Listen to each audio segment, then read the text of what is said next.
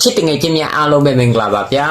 ဒီအမနှစ်ယောက်ပါကိစ္စနဲ့ရန်ဖြစ်နေကြလဲဆိုတာကြည့်ကြပါချစ်တငယ်ချင်းတို့အမ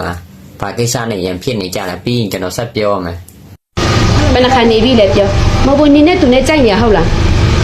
ဘယ်နှခါနေပြီလဲမနေဘူးလို့အဲ့လိုကြိုက်ပဲကြိုက်တာလို့ကြိုက်ပဲကြိုက်တာမနေဘူးโอเคအဲ့ဆိုလို့ရှိရင်အခုကဘယ်လိုလုပ်မှလဲနေအခုဒီနေ့မှမကြိုက်တော့ဟမ်ဒီနေ့ကားမနေတခင်မောင်ငါနေဟမ်ရောမပြောစကားမပြောအလင်းငါရရှိမဟုတ်တကယ်ကြိုက်ရင်ယူလိုက်ငါတို့ကြိုက်နေတဲ့ဘာဆိုဖောက်ပြန်တာ9ယောက်ရှိပြီနေကိုသူကြိုက်တယ်ဆိုတာငါကတခြားယောက်ျားနဲ့ဖောက်ပြန်နေတယ်လို့သူဆွဆွေးပြီးမှငါ့ကိုလက်စားချေချီလို့နေနဲ့တူတူနေတာတဲ့သူခန်းထဲမှာရောက်နေတဲ့ပစ္စည်းနေမဟုတ်နေဟာမဟုတ်လားပြောကြည့်အဲ့ဆိုတူတူနေတာမဟုတ်ပေါ့တခါနဲ့မှတူတူအိတ်နေမဟုတ်ပေါ့သူခန်းထဲမှာရောက်နေတဲ့ပစ္စည်းနေပစ္စည်းမှန်လား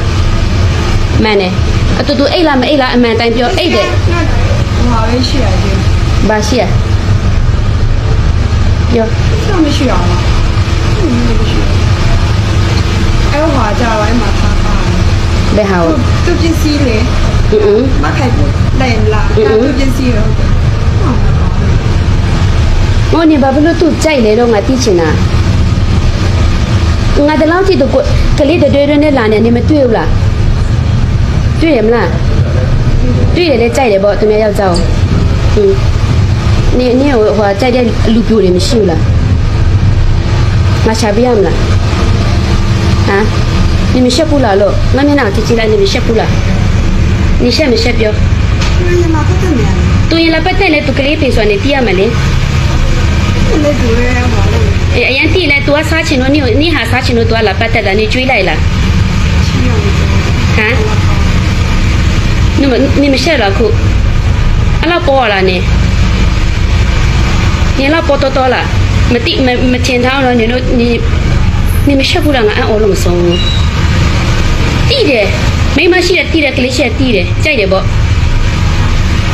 你那都没哎呀的说啊，来看别的嘛，都哎呀哎 B B 说呢，你要是说今天嘛，我们不 ready 了，才来俺有俺那可能叫他 B B 好的。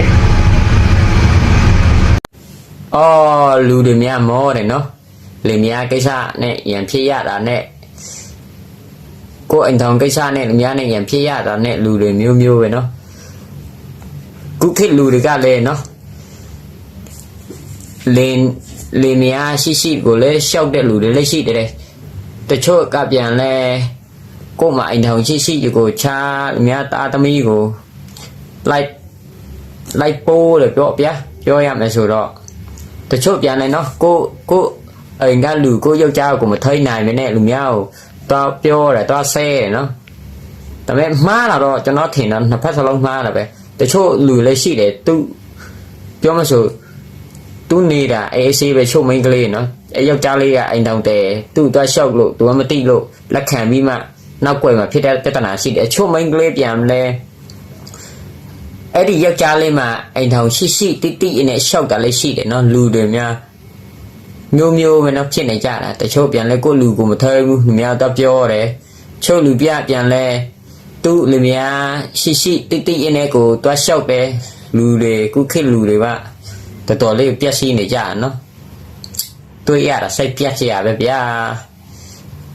မိသားစုနဲ့စုံညီနေကြပါအားလုံးကို